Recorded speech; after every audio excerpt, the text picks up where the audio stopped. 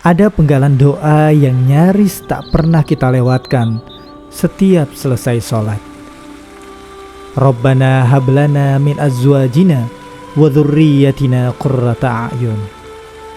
Ya Rabb, karuniakan kami dengan menjadikan istri serta anak kami sebagai penyejuk mata. Potongan doa yang diambil dari surat Al-Furqan ayat 74 ini setidaknya merupakan cermin bahwa kita sangat ingin memiliki keturunan yang baik. Seorang penjahat, pelaku kriminal, penipu, pezina, siapapun dia, pasti ingin anak keturunannya menjadi orang yang baik. Itu adalah suara hati nurani. Sahabatku, harapan memiliki keluarga dan keturunan yang soleh begitu sangat kuat. Terutama dengan tantangan zaman yang semakin keras menerpa nilai moral dan agama. Anak-anakmu bukanlah anakmu, tapi mereka adalah anak zamannya. Begitulah ungkapan seorang penyair menggambarkan pengaruh zaman yang sangat mempengaruhi kepribadian seorang anak. Seorang tabi'in bernama Sahal At-Tastari berjanji kepada Allah untuk anaknya saat istrinya masih mengandung anaknya. Ia mengajak anaknya untuk beramal soleh dan berharap agar Allah memberi kehormatan kepadanya dengan anak yang soleh. Katanya, sesungguhnya aku berjanji kepada Allah, aku akan memelihara anakku sejak saat ini, ketika anakku masih dalam bentuk benih atau janin, sampai nanti kelak Allah membangkitkan mereka pada alam kehidupan yang nyata. Mendidik anak dan keluarga untuk tetap berada dalam jalan hidayah Allah sebenarnya bertumpu pada bagaimana kualitas ketakwaan dan kesalehan orang tua. Firman Allah Subhanahu wa taala surat At-Tahrim ayat 6 yang artinya, wahai orang-orang beriman, peliharalah dirimu dan keluargamu dari api neraka.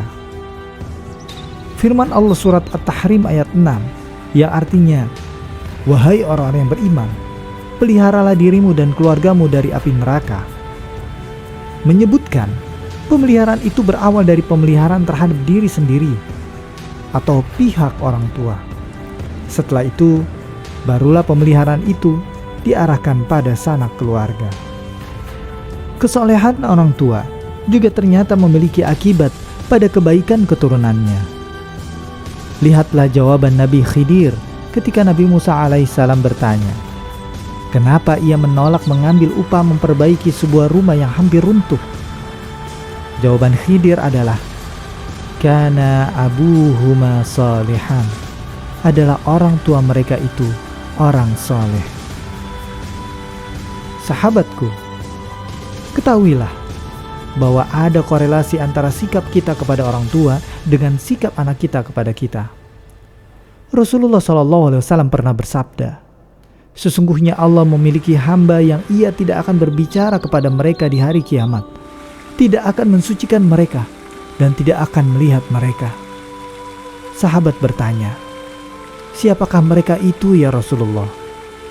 Rasulullah SAW bersabda, mereka adalah orang yang tidak mau peduli dengan orang tuanya, membenci keduanya, dan tidak mau peduli dengan anaknya.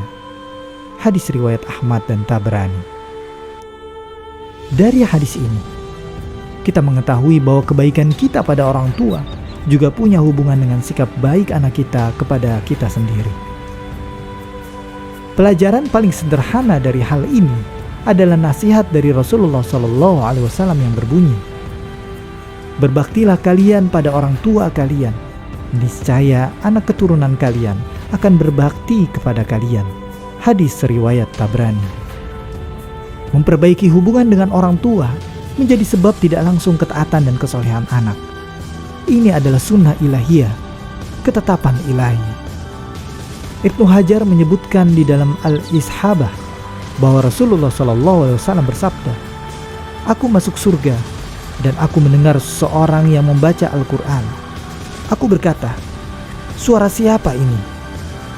Malaikat menjelaskan bahwa itu adalah suara Harisah bin Nu'man. Rasulullah SAW bersabda, itu karena sikap berbaktinya Harisah.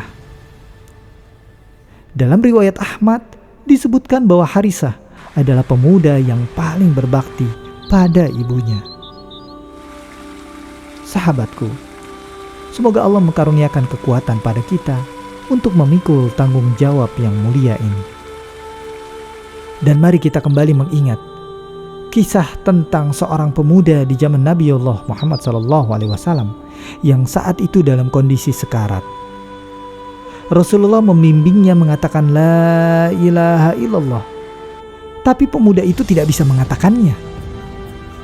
Padahal menurut orang-orang yang mengenal pemuda ini, ia adalah orang yang rajin sholat. Akhirnya terdengar kabar bahwa pemuda ini memiliki masalah pada ibunya. Mendengar hal itu, Rasulullah segera memanggil ibu pemuda tersebut, lalu berkata, "Engkau lihat, aku sudah sediakan api yang menyala. Bila engkau memaafkan anakmu, maka akan kami biarkan dia. Tapi bila tidak, kami akan bakar dia dengan api ini. Apakah engkau akan memaafkannya?" Akhirnya, naluri kasih sayang ibu pemuda ini pun tersentuh, hingga ia mengatakan bersedia memaafkan anaknya. "Ya Allah, aku bersaksi padamu dan aku bersaksi kepada Rasulullah bahwa aku ridho dengan anakku." Setelah itu, barulah pemuda itu bisa mengatakan la ilaha illallah. Rasulullah pun berkata, "Alhamdulillah yang telah menyelamatkannya dari neraka." Sahabatku, nikmat terindah bagi keluarga yang tumbuh dalam ketaatan adalah Allah mempertemukan mereka di surga yang abadi. Allah Subhanahu wa Ta'ala berfirman, "Dan orang-orang yang beriman dan yang anak cucu mereka mengikuti mereka dalam keimanan, kami hubungkan anak cucu mereka dengan mereka, dan kami tiada mengurangi sedikit pun pahala amal mereka." Quran Surat At-Tur ayat 21. Demikianlah keberadaan orang tua yang soleh bisa menjadi sebab masuknya anak-anak dan keluarga yang lain ke dalam surga. Baihaqi meriwayatkan sebuah hadis dengan sanad kepada Ibnu Abbas bahwa setelah Allah menurunkan surat An-Najm ayat 39 yang artinya tidak ada pahala bagi manusia kecuali sebatas apa yang diupayakannya, Allah menurunkan pula surat At-Tur ayat 21, "Alhaqna bihim dzurriyyatahum." Kami pertemukan mereka dengan keturunan mereka. Ibnu Abbas mengomentari bahwa yang membuat mereka dipertemukan itu adalah keimanan. Allah memasukkan anak-anak dan keturunan itu ke dalam surga karena kebaikan dan kesolehan orang tua mereka. Begitu katanya. Riwayat lain menyebutkan bahwa ayat "Alhaqna bihim dzurriyyatahum" itu berarti Allah Subhanahu wa Ta'ala mengangkat keturunan orang mukmin bersama orang tuanya dalam tingkatan yang sama di surga, meski mereka mungkin tidak sama amalnya dengan orang tua mereka. Ibnu Hajar menyebutkan sebuah hadis bahwa Harithah bin Nu'man datang kepada Nabi SAW ketika Nabi tengah mendoakan seseorang. Harithah duduk dan tidak memberi salam. Jibril bertanya, "Kenapa ia tidak memberi salam? Jika memberi salam, niscaya akan kami balas salamnya." Nabi menjawab, "Apakah engkau mengenal orang ini?" Jibril berkata, "Ya, dia adalah salah satu dari 80 orang yang bersabar dalam perang Hunain dan diberi rizki oleh Allah serta diberi rizki anak-anak mereka akan masuk surga." Subhanallah, begitulah penghargaan Allah Subhanahu wa Ta'ala terhadap orang tua yang saleh.